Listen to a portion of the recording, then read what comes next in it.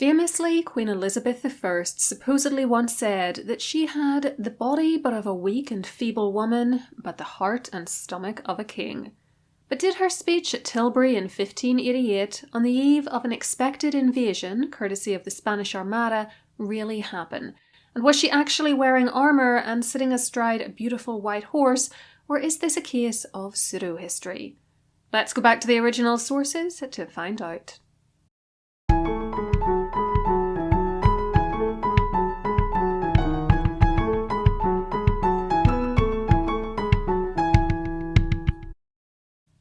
Just before we jump in, please remember to give the video a like if you enjoy it, and subscribe to my channel with the notification bell switched on so you never miss an upload. You can also join my YouTube membership for extra perks, or find me over on Patreon where I release even more bonuses, including early access to ad-free videos and extra podcasts. The link is below for you, as is one to my website where you can sign up to my free mailing list and get 2 complimentary downloads right away. The year was 1588, and England was facing a very dark moment indeed. King Philip of Spain, the one-time brother-in-law of Queen Elizabeth and one of Europe's most powerful Catholic monarchs, had sent a huge armada of ships to invade the kingdom. They looked set to arrive on the coast in early to mid-August. Elizabeth's favourite, Robert Dudley, Earl of Leicester, was in charge of organising defences at Tilbury, near the mouth of the River Thames, in case Spanish soldiers should arrive there. On the 6th of August, the Queen herself came to review the troops amassed there, and during her visit, she supposedly made the following speech on the 9th of August. "My loving people, we have been persuaded by some that are careful for our safety to take heed how we commit ourselves to armed multitudes for fear of treachery. But I assure you I do not desire to live to distrust my faithful and loving people. Let tyrants fear. I have always so behaved myself that under God I have placed my chiefest strength and safeguard in the loyal hearts and goodwill of my subjects. And therefore I am come amongst you as you see at this time, not for my recreation and disport, but being resolved in the midst and heat of the battle to live or die amongst you all, to lay down for my God and for my kingdom and my people, my honour and my blood, even in the dust.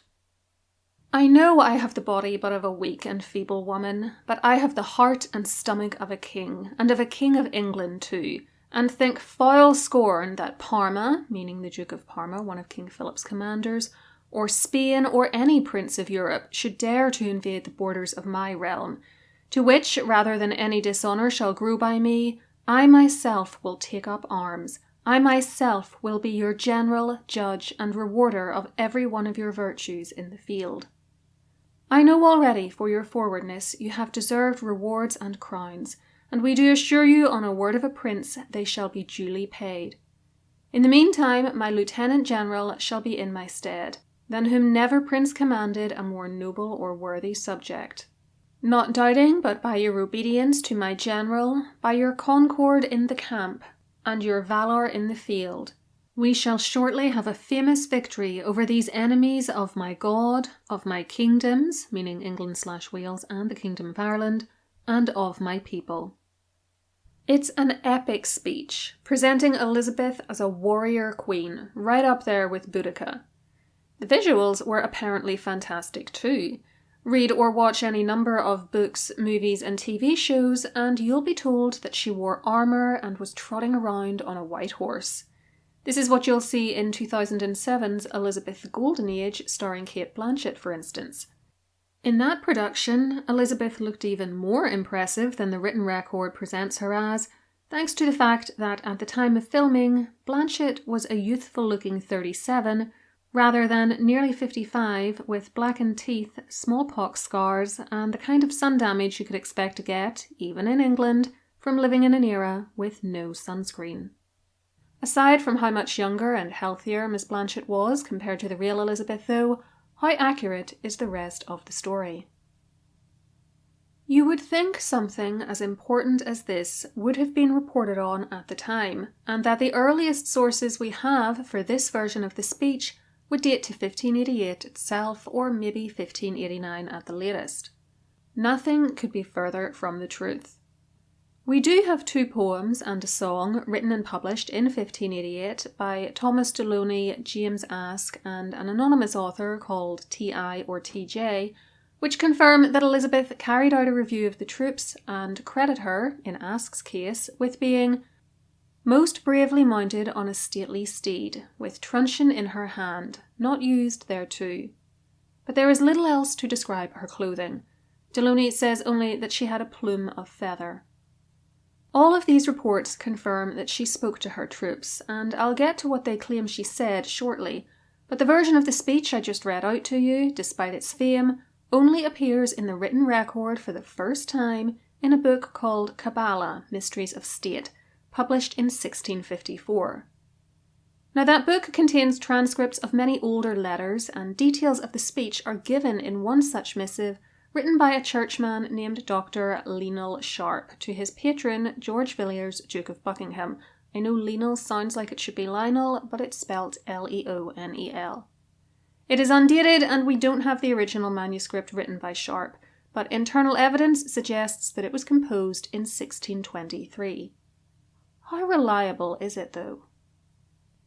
In this account's favour is the fact that back in 1588, Sharp had been in the service of the Earl of Leicester at Tilbury, and there is no reason to doubt his claim that he was there at the same time as the Queen.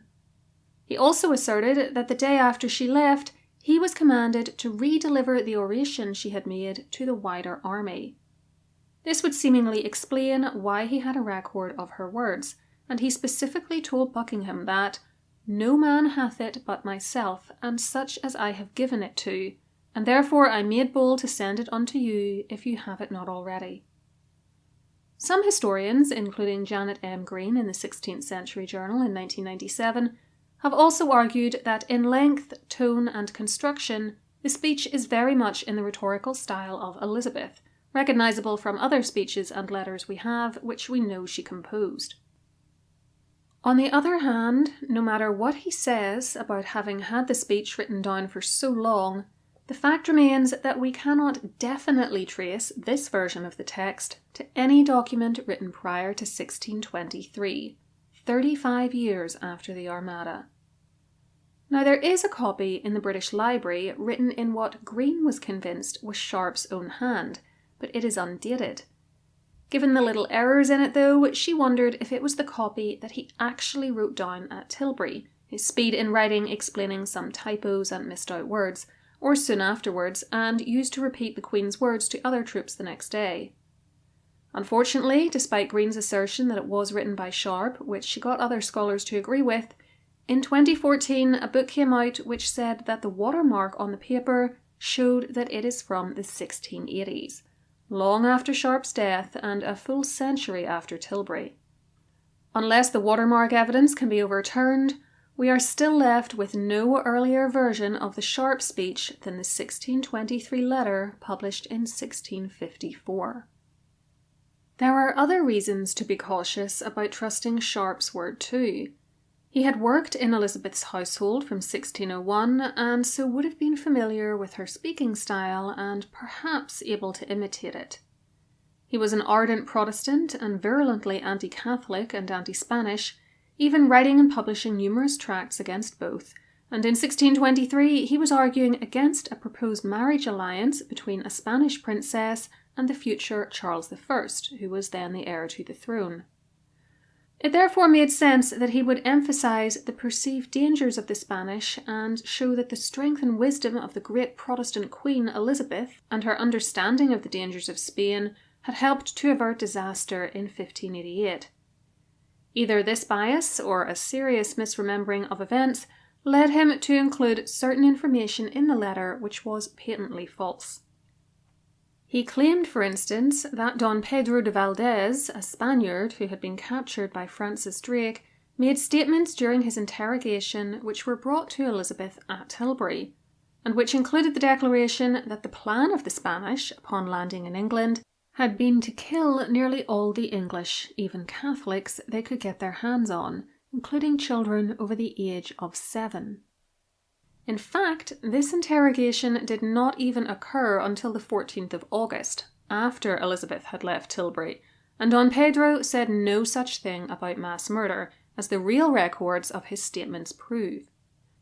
Also writing in the 16th Century Journal, though this time back in 1992, Susan Fry noted that despite swearing that his information was accurate, Sharp seems to have gotten these wholly inaccurate details from hysterical pamphlets published at the time, not reliable informants who had spent time with Don Pedro. If he was mistaken or lying about that, can we trust anything else he says? There are two other reasons to doubt Sharp's account of the speech. One is that there are no other copies of it, though historian Stephen W. May has pointed out that Elizabeth dismissed most of her retinue as she made her way through the camp, limiting the number of people available to hear and copy down her words. The other is the aforementioned competing accounts of her visit to Tilbury, which date to 1588 itself, contradict what he claims happened, and provide different speeches. Let's now look at them in detail. Thomas Deloney published his ballad, The Queen's Visiting of the Camp at Tilbury, the day after Elizabeth's visit, so this really is contemporary, and he said that she spoke as follows. My loving friends and countrymen, I hope this day the worst is seen, that in our wars you shall sustain. But if our enemies do assail you, never let your stomachs fail you. For in the midst of all your troop, we ourselves will be in place, to be your joy, your guide and comfort, even before your enemy's face. Now this is a series of rhyming couplets, clearly not designed to provide a word-for-word account of what the Queen said, but rather pick out some key points. I'm sure Elizabeth wouldn't have spoken in rhyme. Deloney is taking some artistic license here for his celebratory poem by presenting her words in this way. Still, it provides the sentiment that Elizabeth would be there with her troops in battle, not unlike the idea in other versions of her speech that she was prepared to fight for her country herself, and even has a reference to stomachs, though not her stomach of a king. Next, we have James Aske's 1588 poem Elizabetha Triumphalis, published a few months after Tilbury, which said, Then I shall write in these lines to Rude, her royal speech, though nothing like her speech, which in effect was it that here ensues. We will them know that now by proof we see their loyal hearts to us their lawful queen. For sure we are that not beneath the heavens have readier subjects to defend their right, which happiness we count to us as chief. And though of love their duties crave no less, yet say to them that we in like regard and estimate of this their dearest zeal, if time of need shall ever call them forth to dare in field their fierce and cruel foes, will be ourself their noted general. No dear at all to us shall be our life, no palaces or castles huge of stone shall hold as then our presence from their view. But in the midst and very heart of them, Bellona-like we mean as then to march. On common lot of gain or loss to both, they well shall see we wreck shall then betide. And as for honour with most large rewards, let them not care, they common there shall be. The meanest man who shall deserve a mite, a mountain shall for his desert receive. And this our speech, and this our solemn vow, in fervent love to those our subjects dear. Say, Sergeant Major, tell them from ourself, on kingly faith we will perform it there. Now Aske specifically said that this was nothing like her speech, but was rather just the essence of what she said. It was, quote, in effect what she said, and it's worth noting too that this text is full of known errors in other places. Still, even just a quick textual analysis shows that there are some clear links between his version of the Queen's speech and what Sharp would later write, especially the references to Elizabeth as general, to the payments that all troops would receive for their efforts, her willingness to lay down her own life, and her faith in her men. The song by T.I. or T.J. was entitled A Joyful Song of the Royal Receiving of the Queen's Most Excellent Majesty, and was printed by John Wolfe, the same man who printed Deloney's work. Stephen W. May, writing in 2004, postulated that its author was a writer by the name of Thomas Johnson.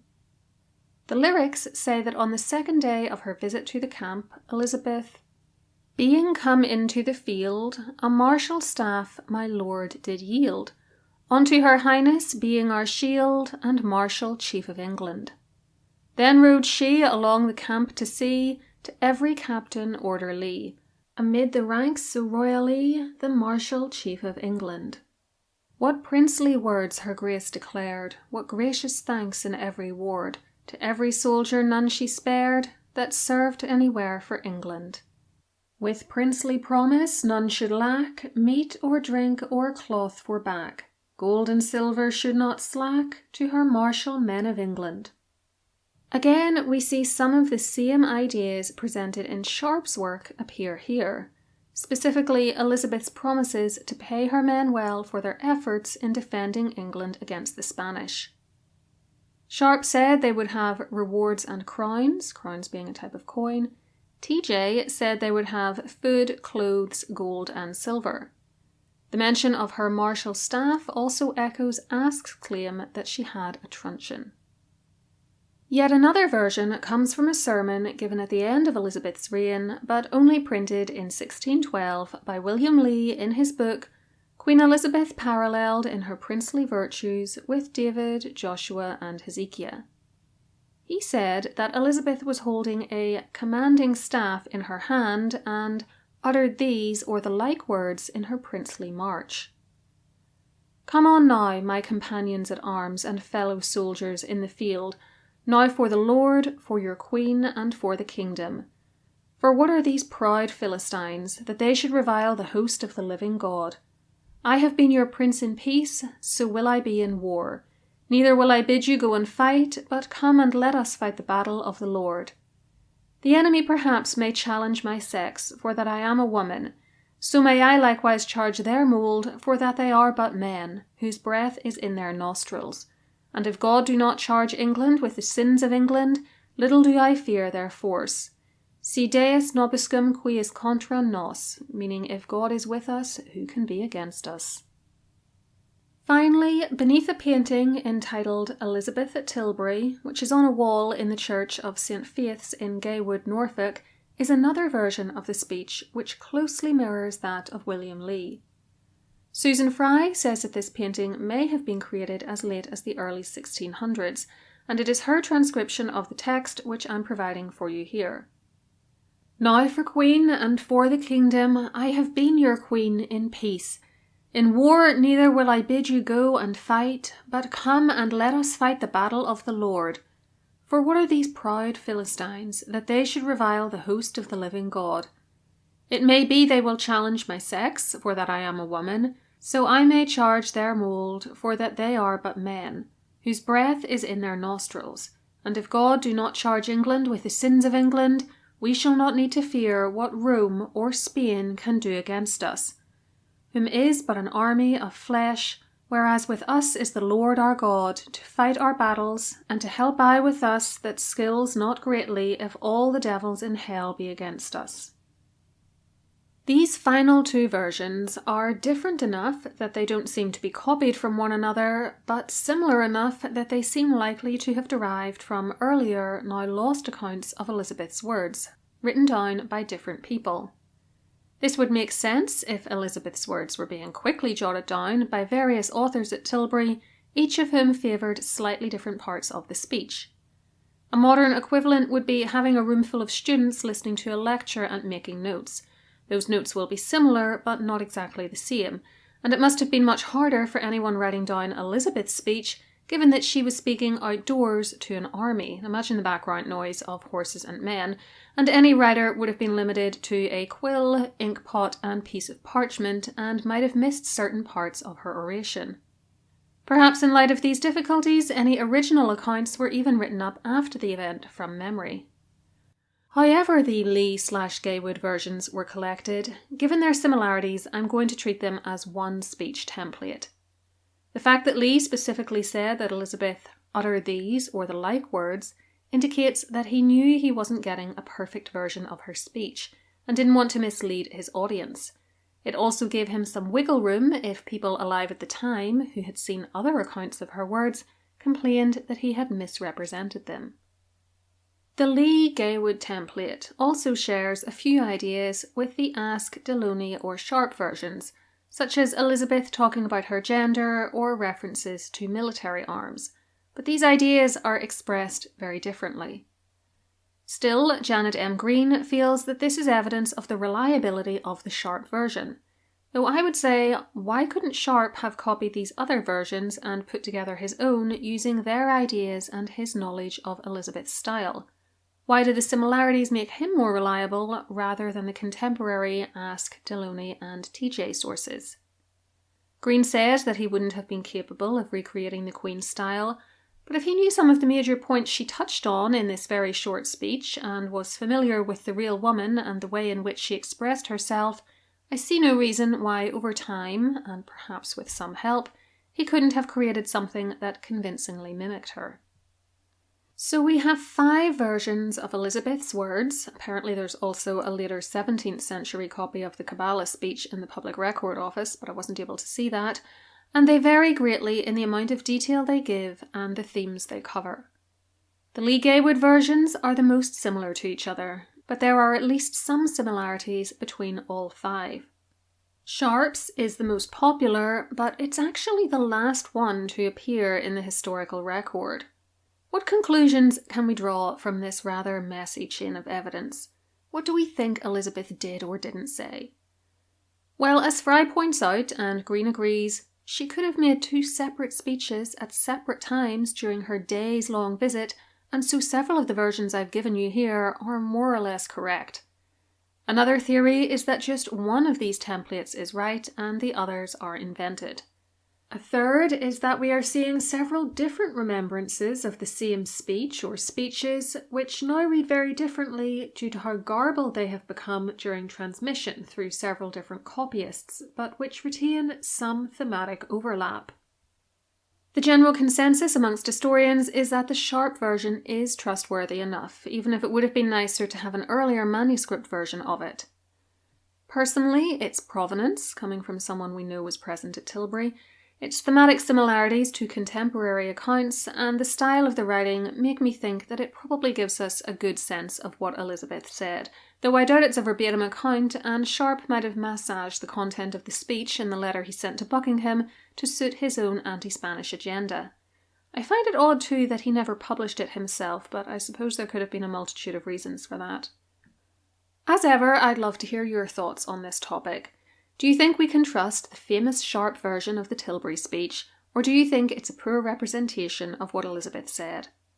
Let me know below, and to hear a discussion of another famous Tudor speech, watch my episode on the death of Anne Boleyn, which includes an analysis of her final words from the scaffold and the various accounts we have of them. Till next time all, keep learning.